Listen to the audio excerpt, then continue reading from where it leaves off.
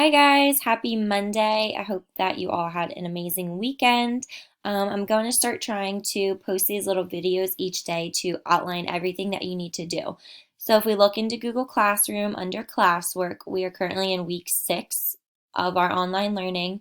I have your newsletter for you that shows you everything you have to do for the week, and then I've broken it down. All of your assignments are available starting Monday. Instead of me posting each assignment each day, I post them all now so that if you want to work ahead or maybe work on a couple different things at once, you're more than welcome to do that. So today we've got our Monday assignment for May 11th. So we'll click on that. This week we're going to be talking about point of view. Okay. So first thing you're going to do is you're going to watch the video to review what point of view is, what are the different types of point of view.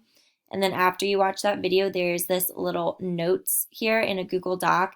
It is only for you to view. It is not for you to type in, so don't stress out that you can't get into it. It's only for you to look at over the different points and the different types of point of view to help you all throughout the week, okay? And then what you're going to do after you watch the video and after you review some of the notes is you're going to log into Newsela using your Google account, and you're going to read the story Red Faced in row 22. So then I'll go into Newsela, and this is what the story looks like that you're going to be reading. All right, so then after you've read that story, you're going to go into the apply what you've read, and you're going to do the red faced in row 22 questions that look like this. So these are just some quick practice questions.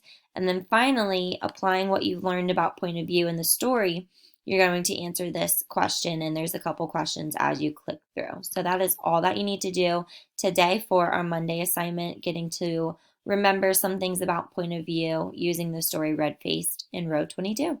If you have any questions, please let me know. Have a great day.